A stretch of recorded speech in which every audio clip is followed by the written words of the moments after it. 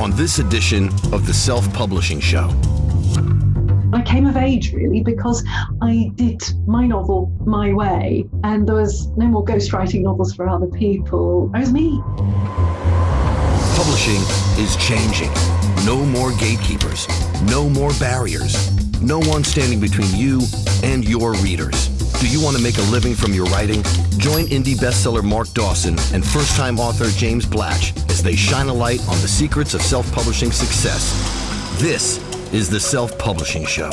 There's never been a better time to be a writer. Yes, hello and welcome. It's the Self-Publishing Show with me, James Blatch. And me, Mark Dawson. Episode 301.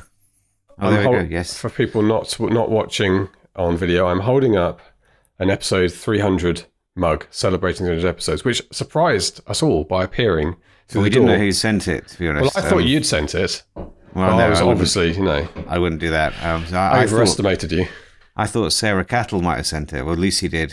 Sarah's our designer, but it wasn't her. And we eventually, I think the culprit eventually outed himself. It was Mr. Stuart Grant, who was very kind and sent, I don't know how many he sent out, certainly to me and you and John.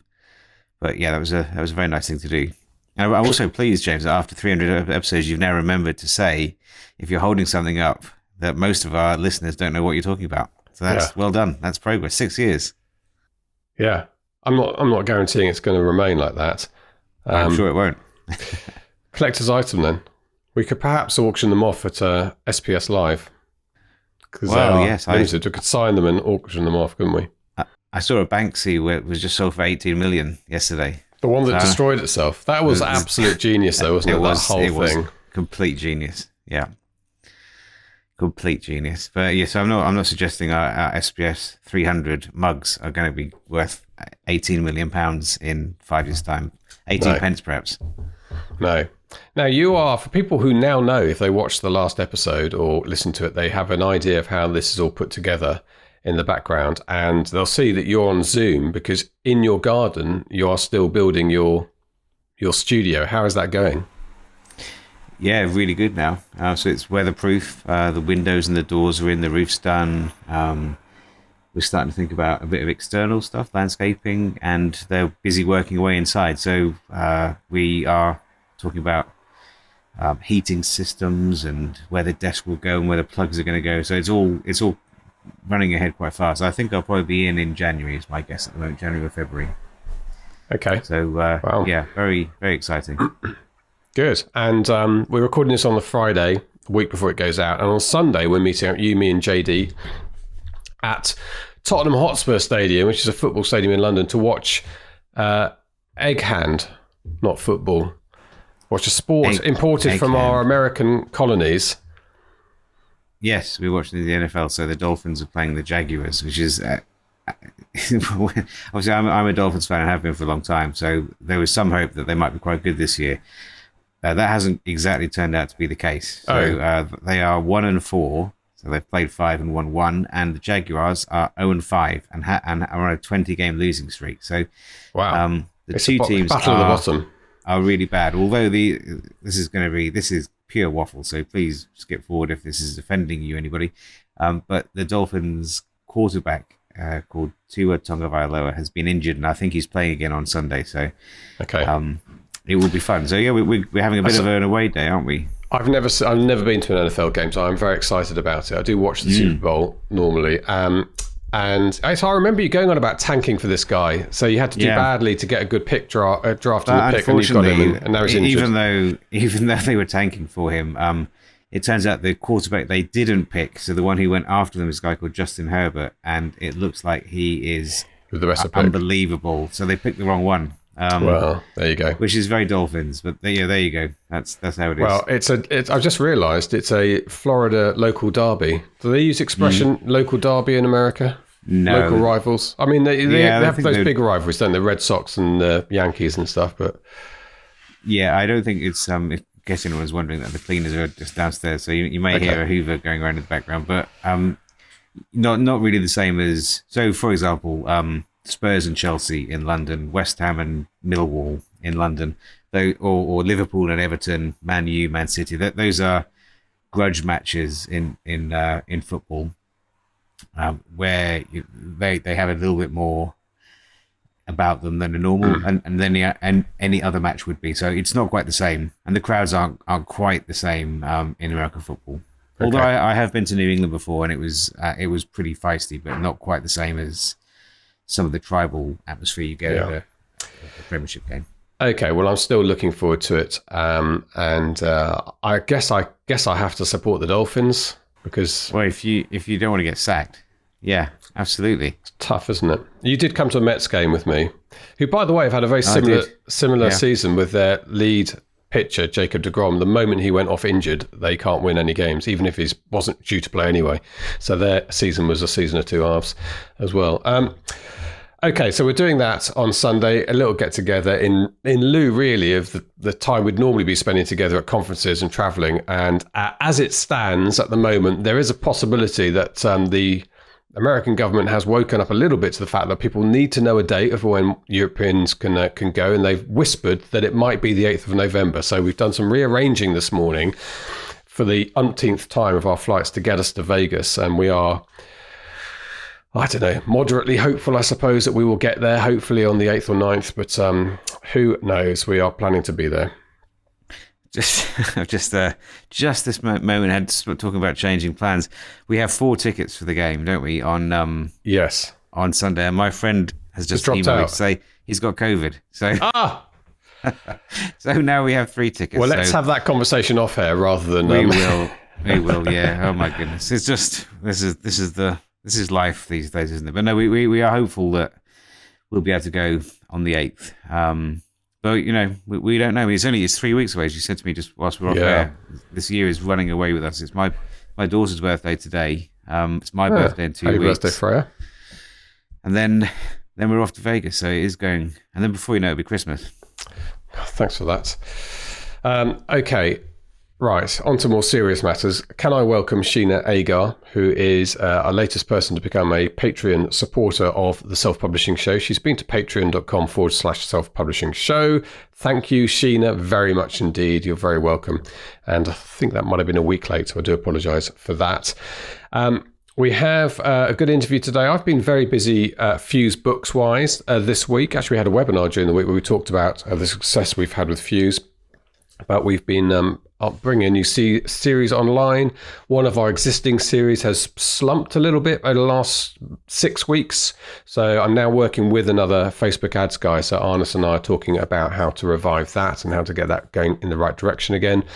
And I've been putting paperbacks online today, which is something you need to do carefully, otherwise you end up with mistakes on mistakes published, which you don't want. So each one of those I kind of read. I get up from the desk. I don't know if you do this. At some point you've got to change your scenario. You've got to get up, walk around, go make a cup of tea, come back again, and then read something fresh before you make it live. I think when you work by yourself, I guess we all do. Make sure it's not in italics.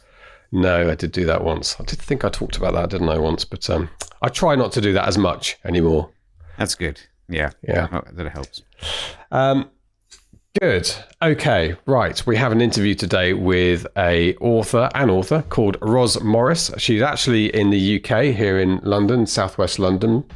And Roz has a really strong background in writing. She's actually a literary fiction author. We don't speak to literary fiction authors so much on this show. Genre fiction seems to lend itself much more to indie publishing than lit fic. But she came up, I thought, with a really brilliant definition of what is the difference between literary fiction and genre fiction, which we'll talk about after the interview. She's also somebody who spent a lot of time teaching authors, particularly about the writing process, and it was a very valuable interview. I hope you'll agree. This is the Self-Publishing Show. There's never been a better time to be a writer. Well, Roz Morris, welcome to the Self-Publishing Show. We had a little bit of a moment there where we first spoke to each other and thought we're both British, which is weird in this world.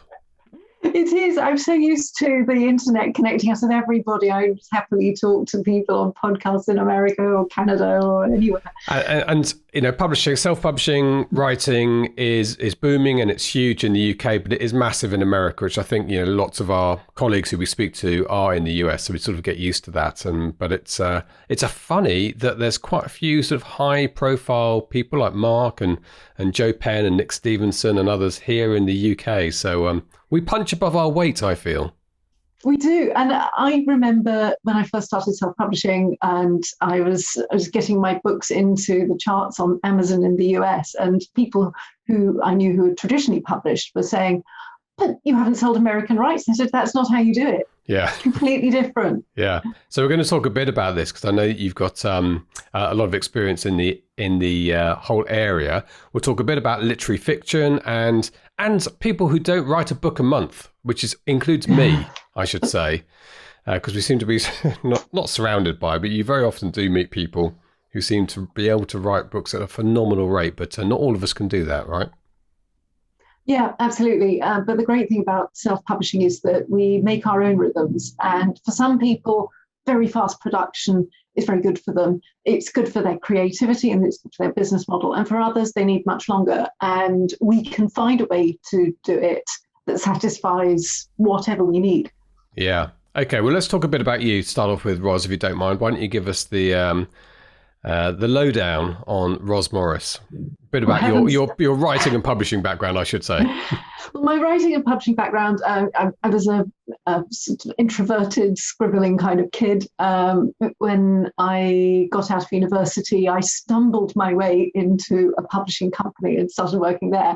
And I thought, one day I want to be writing books. I want them to be my books that go out. Meanwhile, I had a very useful apprenticeship because I learned all the publishing ropes. So I knew what went into making a book publishable.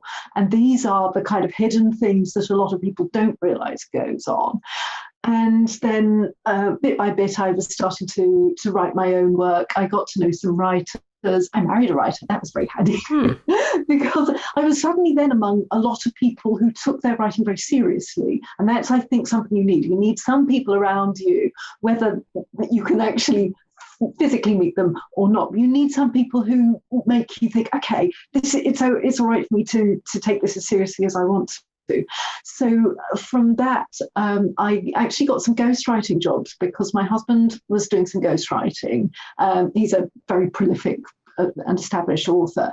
He had ghostwritten a project and the publisher then changed their mind about what they wanted.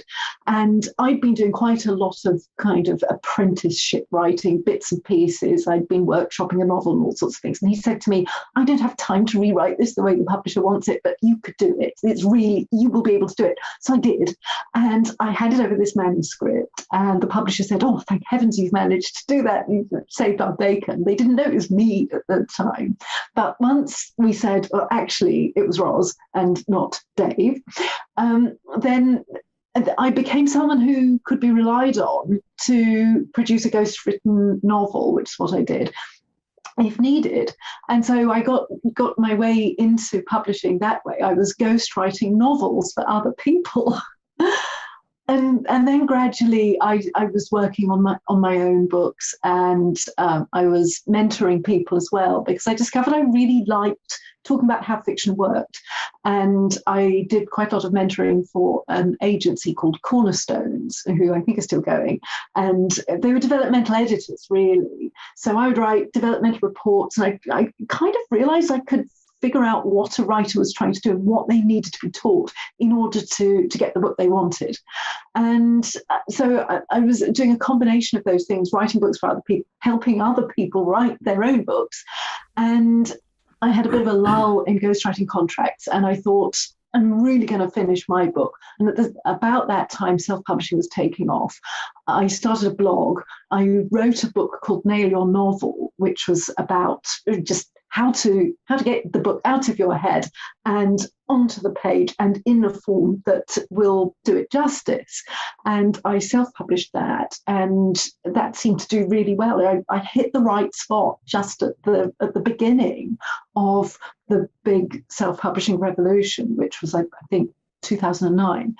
And then in 2011, I had my novel ready, and I'd already got an audience. People knew who I was because I'd been blogging, and we'd all been talking to each other around the internet. And so I self-published my novel. And that's, I think, when I came of age, really, because I did my novel my way.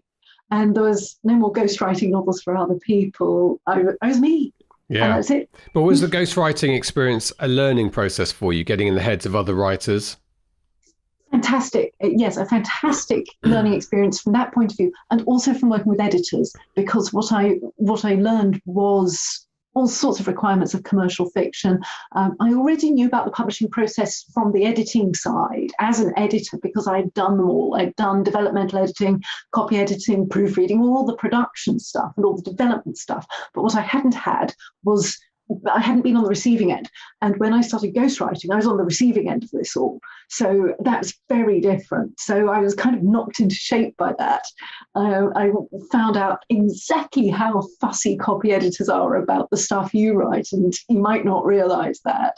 So yes, it was an apprenticeship in two ways. It was an apprenticeship in writing a lot of things that I would not necessarily have chosen to write, but I sort of learned how, because that was the brief. And I also learned just how to write books that would publish well.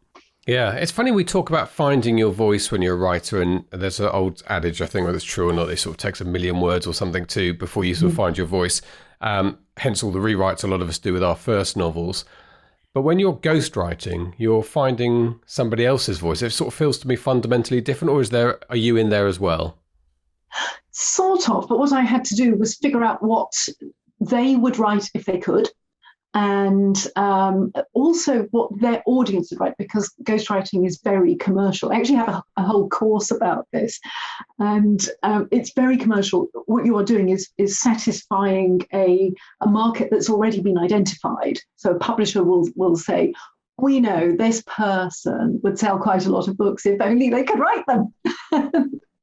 So that's how it works. And you get into two heads, really. You get into the head of the person on whose behalf you're writing, and the heads of the people who want to read books by them. So you have to satisfy both of that.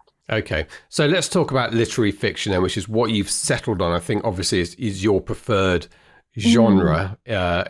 Although using the word genre for literary fiction is we better talk about this, because I think you said you get asked quite a lot, what is literary fiction? And I wonder if it was one of those things that we know it when we see it, but it's quite difficult to define.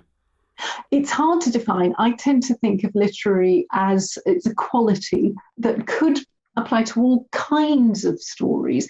There are a few distinguishing features as I see it. The biggest, I think, is that a story in a literary novel does not necessarily follow the kind of paths that the same kind of story would follow in a genre novel. So if you had a murder, for instance, in a crime novel, there would be certain things that would have to be done in order to satisfy what the readership is looking for. But in a literary novel, a murder might not be solved. It might just be the start of something like in Reservoir 13, where it just kicks off a load of things that are really nothing to do with the murder, and life just happens in a different way because of it. And that would be a literary way of using a murder. In The Secret History by Donna Tartt, there's a murder in that, but it's not used as any kind of mystery or told up front how it happens. The interest for her is all sorts of other things. It's about how the people behave around it. So literary might take something that would be used in a particular way in a genre novel, but it might use it in a completely new way to make something different out of it. And usually there's another quality to a literary novel. It's got some aspect of depth and maybe metaphor and poetic shape that the writer is also very interested in. Now, some people think that literary is just about the language, and it might be, but then there are a lot of genre writers who are amazing wordsmiths, really exciting to read or really funny, and it's not just the way the words are used, it's actually the writer's underlying interests. An example could be the novel that I've just published, which is called Everest, and it begins with a man who falls into a glacier while climbing Mount Everest, and his body can't be retrieved. 20 years later, people are still waiting for him to come back and be found so they can get on with their lives. And what makes it even more difficult for them is the fact that that he was a rock star. So his music is still in the world. And it's as it was when he went missing 20 years ago. So the whole world is playing his songs and kind of bringing him back to life all the time. And he's frozen somewhere in the Himalayas. And that, when I had that idea, it seemed mysterious to me, but it also seemed incredibly resonant and rich, because I felt it told a truth about how we remember very remarkable times in our lives, and also how we were, say, age 19 and how we are now 20 years on from that. And this all kind of generated this world for me, and this set of people with a problem, which is how do they move on? And until they can move on, they will not. Here's the title, Ever Rest. Nice. No, I like that. So it's a really interesting concept. So I didn't mean to interrupt you, but I was just thinking about how famous people exist. Like Elvis Presley's been dead since 1977, but I never met him in person, would obviously never meet him. So for me, he exists in more or less the same way he did when he was alive in 1977. I see him on TV, I still hear his music on the radio, but he's just stopped aging. I guess that's what happens when you die. When you're famous, you just stop aging, as far as we're concerned. But what a fascinating concept. We all kind of leave that digital print now. So just going back a little bit, I think it's really interesting to talk about the definition of literary fiction. And I was thinking, when you talked about a murder didn't necessarily need to be solved or follow sort of police procedure or whatever, or even a thriller way of things. And I was thinking about Atonement, one of my favourite books, where there's actually a sexual assault at the beginning of that, but doesn't follow any kind of predictable pattern that you would expect in a genre book at all. It is indeed exactly as you described. Life continues to happen, and it's the repercussions 40 years, 30 years later that gradually unfold. So is if we're going to define literary fiction, is you're not confined by genre expectations. As soon as you say you're not confined by genre expectations, effectively it's a literary book. Yes, really. And the way I think of it is what the reader wants from you. So the reader of a mystery wants the mystery to be sorted out in some way. It doesn't mean they want it to be predictable, but that's something that they will feel dissatisfied if you don't give them that, because they wanted a clever mystery or a clever murder and that kind of tying up. The reader of a literary novel and the writer of a literary novel is interested in different things. And I think that's the way to think of it. Yeah. And do you feel a freedom with the literary fiction book that is that the reason why you haven't gone down the genre fiction route, at least yet, because you don't want to feel confined to certain expectations of the reader? I think it's because the way these ideas appeal to me is because of just what they suggest. Because I had the idea of the guy in the glacier, and I could have treated that in all manner of genre ways. That wasn't what really spoke to me about it. And if you think about how we all write from what individually makes us curious. So I've got the kind of mind and heart that is curious about the more unusual ways to treat a story. And somebody who writes a straightforward thriller has got a different kind of mind and heart. And it's just, we write what we are moved by and curious about. Yeah. Although I know there'll be some people listening to this saying, hang on, I write genre fiction and yet I do put thematic stuff in there. There is a message in there. You may not see it. I mean, that's a great thing about art. Some people see it, some people don't. So we'll take different things from it. But some people will write genre fiction and also be making a statement about the world or the human condition within those confines. Absolutely. And this is where I think you have to think of literary as a continuum, because there are some works that are very literary and that they're full of depth and meaning and all the qualities that you would say were in a literary novel. And then there's some that are sort of less obviously literary, but still have some aspects. And themes are great for all kinds of fiction because they're a really good way of tying a lot of things together. So you've got plots and subplots. Usually the way you tie them together is by having a main plot and then a subplot that's got some aspects of the same questions that you've got the reader interested in, and they can all work together. So it is really more of a continuum than either literary or not literary. We will talk about marketing a little bit, but I just want to very quickly ask now, do you think, I mean, from my perspective, and I market other people's books as well as my own, I do think marketing literary fiction is more of a challenge for indie authors than marketing genre fiction. Would you agree totally. with that? Yeah. And because literary fiction is so individual, what I've been describing now is, on this podcast, is how literary authors tend to write books from a very personal quest with an idea. And it's less easy then to explain that in an easily digestible package for advertising and marketing. And writing a blurb for your literary novel is really hard because you can't follow the patterns of mystery reader wants this and this and this. You've got to find all sorts of ways of getting across the depth that is in there, as well as the plot and the characters. So yes, it's a real challenge. Yeah. Well, on the writing front, you've been teaching a bit. I think you've done some masterclasses here in the UK in one of our big national newspapers. How have you structured those courses? What are you actually teaching? Well, what I did for The Guardian, that's where I taught, it was a course in self-editing. And that was aiming to be useful to all sorts of different writers, usually novelists, but also creative nonfiction writers, memoirists. And it was distilled from my days when I was ghostwriting and I had to revise my own novels quite quickly and make sure they hit all the marks they were supposed to.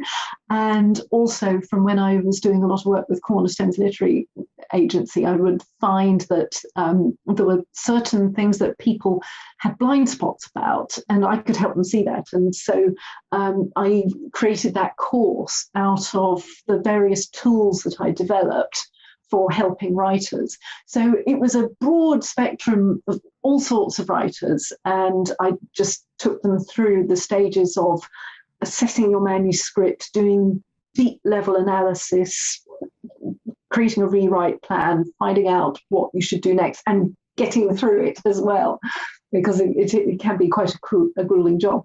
But something that I feel about revision is it's easily as creative as the first draft, in fact, even more so. Yeah, certainly crucial to the outcome, that's for sure. I know that from my own experience. And do you generally have people who are new novelists coming in here, or people who are experienced novelists who join that sort of masterclass? Both. And I've had some very experienced non-fiction writers, best-selling non-fiction writers who've wanted to transition to fiction. And the rules are completely different.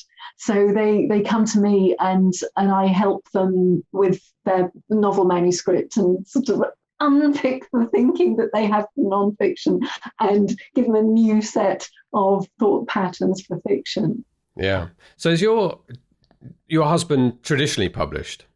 Yes. So you're a hybrid household. You're indie publishing. Household. So you see the world from both camps. And how do you feel about the world of trad versus indie? And there's still there'll be people listening to this who would love a deal, love just to be able to get a note back from an agent saying, yes, I'm interested in this one, and many others who just want to get on and do it themselves. And I'm always interested in people who have a view of both camps and what your advice is. I think it's always worth seeing. If whatever you write, it's always worth seeing what friends you can get for your work, and the friends might be an agent and a publisher, or you might do it yourself. But first of all, I would always see what is out there that could help you get your book to the biggest number of readers. And that might be a traditional deal, or it might be that you're better sailing off with it yourself. But it's always worth querying and having a go. And what you might find is that the responses you get back, if you look at what you're being offered, they're not very good compared with what you might want for the book in the long term, especially if you want to keep a book going for many years. Then traditional publishing might take quite a lot of rights away from you that you might be able to work with better, because they will probably publish a book and not do very much with it after the first 6 months. So you have to look at a number of different things, but I think everyone should just see, first of all, what is possible for your book, and then make your decision about how you're going to actually publish it. Yeah. So in your household, do you look at each other, one thinking, God, I can't believe you get 70% of your income, and the other person thinking, I can't believe you don't have to do any of this marketing business I do? Well, actually, the published side, the trad published side of the household does have to do quite a bit of marketing. Yeah, because that's the other thing about modern trad publishing that people don't realise is you do have to do your own marketing. You do a lot of work yourself, yes. But yes, I mean, sometimes he'll be saying, "Oh, I got quite a lot of radio interviews for one book I did," and I said, "Yes, well, we know like that is." A bit of jealousy, but meanwhile, I'll be saying, but you don't have the editor who wants to change something so drastically that it's going to ruin it. Yes. But I think there's a lot to be said from seeing really what it's like on both sides. The grass isn't necessarily greener. It's not necessarily easier to be trade published, and vice versa. It's a lot of work to publish well. Yeah. Now let's talk about writing speed, because I know I know some of us just feel when somebody says, well, the way I make it work is I write a book a month every year, and you think, I just can't. I'll be lucky to do my first draft this year of my second book, and I know I'm not the only one listening to this podcast who can't get into the mindset or don't have it in them creatively to turn books around so quickly. And I think you are one of those people, right? Yes, but it's also because with every book I'm pathfinding. So I'm really trying to find my way. I do have one book that I wrote quite fast. Actually two, because the Nail novel I wrote really fast. I haven't got a print copy of that, but that's the workbook. That was about 6 weeks. But it was because I already had the knowledge. It was just here. It was waiting to come out. This is a travel memoir. That was some diaries. I did a lot of rewriting on it, but that was just a few months. And then we have Everest, which is probably the one that's taken me the longest. That was years and years. But I was trying to figure out what it should be. And I needed a lot of downtime as well. I wrote 2 other books between the time I started Everest and the time I finished it. And so it's not that I've been lazy or unproductive, but it's some books take the time they're going to take, because you need the thinking time in order to make them original enough, or live up to the little thing that you feel is in there and you've got to find, and that can take a long time.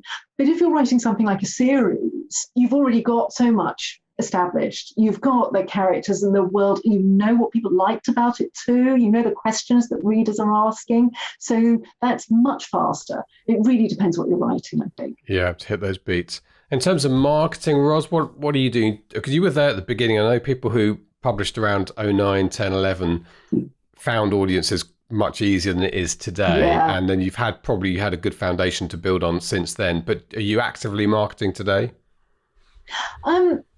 My marketing tends to be, I think my biggest marketing is my newsletter. And I love writing that. For a while I struggled with it because I thought, what do I write in it? I don't produce books fast enough to have news about a book every month. And you really, I think, have to write a newsletter every month. Otherwise, people will think when one arrives, who is this? Yeah. lost track of whether I ever heard of them before. So you have to keep writing to them, but you can't keep writing news that says, I did a little bit more. And it's going to be years before this book is out. Sounds like my newsletter. Yeah. So I eventually thought, and this actually started when I did Not Quite Lost, my travel memoir.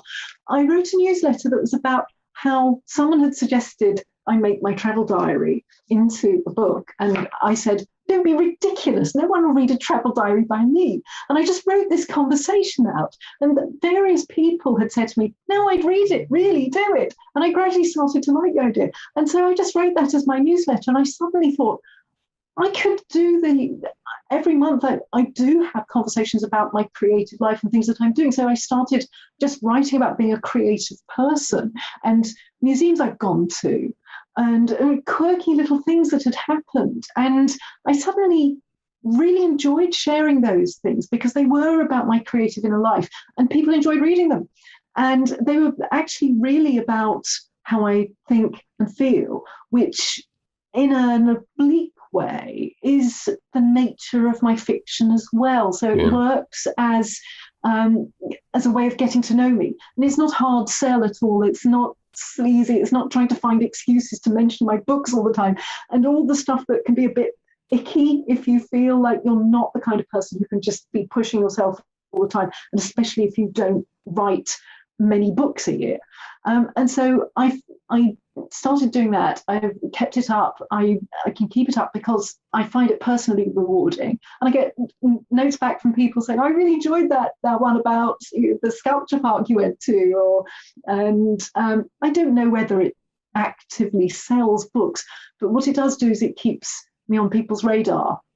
And when I do have a book out, I don't know what would happen if I didn't send the newsletter and what that would do to book sales, but I think it must work as marketing in some way. Yeah. What are you working on at the moment?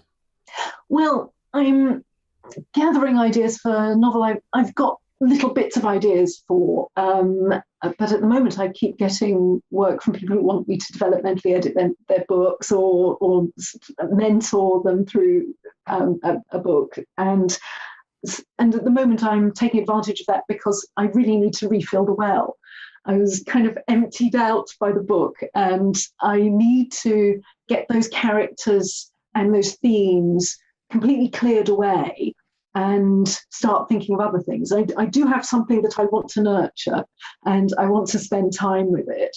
And I'll do that when I've done some other things that will actually help me solve other creative problems and just sort of work for a bit with other people. And then I'll start work on the next one. So when you write standalone literary fiction novels, do you write, I'm trying to think now, some of the writers, I think this does happen. You have a different voice. You can have a completely different voice between novels, whereas I'm writing my second novel, which is in the same universe as the first novel and a military thriller. So it's the same voice, effectively, slightly Americanized for the second one. When I'm trying to think of literary fiction novels I've read, like Martin Amis, I read Money, but I've not read any of his other ones. But the voice in Money is a very, very distinct first person.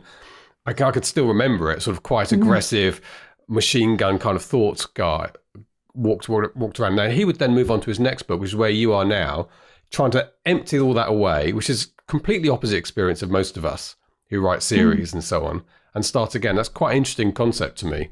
Different way of writing. Yes, and to an extent, you do take on a voice that suits the book. It kind of tells you what it needs, really. And I found with one of my novels, which is Life Form 3, which is literary science fiction. So it's in the tradition of Ray Bradbury, really. So it's nostalgia and a world that's been mostly flooded because of climate change. And I found for that a sort of fable voice because I felt that's what it needed. And the voice comes out of the material. It's still me, though. It's anyone who read it would know, oh yeah, Roz must have written that because that's the kind of thing that she's interested in. But yes, each book does have its own kind of song in a way. Yeah, which I guess is part of what you've got to find when you also find the theme and everything else. So in terms of your teaching, Roz, is this something you're continuing to do a little bit more of? You've done your master classes. Is that something that's more important to you in the future than the writing? I like it all. Teaching is great fun because you get such interesting feedback from people. Either if you teach a class, you get a lot of one sort of question. If you teach somebody one-to-one, they ask you all sorts of really thought-provoking things that you learn from your students. Yeah. And also you learn by having to help them solve their problems, because no two writers have got the same issues that they need to sort out. And also they have a lot of strengths too, and that's something that is very evident when you read a manuscript. You can see, they've really just got an innate feel for a particular kind of scene or particular, and seeing that in the raw is really interesting. It makes you appreciate your art more. So teaching is very stimulating, as well as a good side hustle. And obviously I'm a creative writer and will continue to do that. And so I'll do all of it. Yeah, why not? That is another old adage I like. Well, I don't know if it's an old adage. I heard it recently, actually, is if you want to learn something, go to a class. If you want to master something, teach the class. Because when you teach a subject, it really sinks in and you really master it. And also, I like teachers who are able to really teach well. And I have had many bad teachers who have not been able to explain something, and I felt quite disappointed with that. And that's always made me aim to be the kind of teacher who will actually make a difference to someone. And I find that so rewarding, especially with something like writing. What you're often doing is helping somebody do something they've put a lot of effort into, and they're dreaming of doing well. And if you can help them do that, it's really something big for them. Yeah. Well, Roz, thank you very much indeed for giving some hope to those of us who don't write as quickly as we'd like. And also, I think it's really interesting listening to you talking about literary fiction and genre fiction. I think it's a very interesting area. And I think probably you'll get a bit better at either one of those just by understanding what audience expectation is for genre fiction, which is where some people go wrong and wonder why their books don't do as well as they wanted because they've not met that expectation. And literary fiction, taking yourself outside of those sort of, I suppose not constraints is the wrong word, but the framework of expectations is that. Yeah, I found expectations is probably a good way of describing it. Yeah, absolutely. Well, I appreciate that. Very stimulating discussion, Roz. So thank you. You are a good teacher. I'm learning. Oh, thank you very much. Brilliant. And yeah, really appreciate you coming on. It's been brilliant. Yes, thank you very much, James.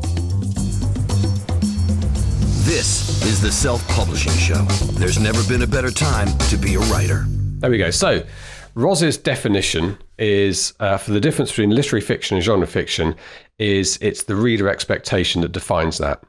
So, for instance, if the reader expects there to be a crime in the first chapter that's solved in the last chapter, and most of the book is about that process, that's a genre fiction book. If the reader doesn't expect a crime in the first chapter to be solved on the last chapter, or particularly follow that pattern, that's a literary fiction book. And I was thinking of Atonement, which is a literary fiction book, one of my favourite novels, which has a crime in the first chapter, quite serious sexual assault, but it doesn't follow a path that you'd closely resembles anything like Agatha Christie or any sort of crime mystery books. I mean, we know who did it from the beginning. The book is about other things and the long-term impact of that. Whereas if you picked up an Atticus book and you read a crime on the first chapter, and then you didn't go on to fulfill the expectations of that genre, then that's failed as a genre fiction book. And I thought seeing it in reader expectation ways is a good way of thinking, is this lit fic or is this genre fiction?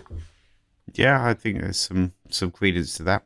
I mean, literary fiction tends to be perhaps a little bit more focused on character rather than plot. But yeah, I think it's one of those things. I'm slightly less bothered by labels. It's kind of, I mean, they're useful, and they certainly help us to market to readers and help readers decide what they want to read next. But it's quite fluid. I think sometimes you can get kind of quite literary crime fiction novels, and you can get and everything can blur, and sometimes it's a little bit artificial to make distinctions. But I think that's a pretty good way to look at it. Yeah, and I think playing around with the reader expectation is a legitimate, valid thing to do within a genre, but you do have to follow some rules, right? You can't depart too far, otherwise the book no longer is what the reader is expecting it to be, and that's when we can run into trouble with reviews.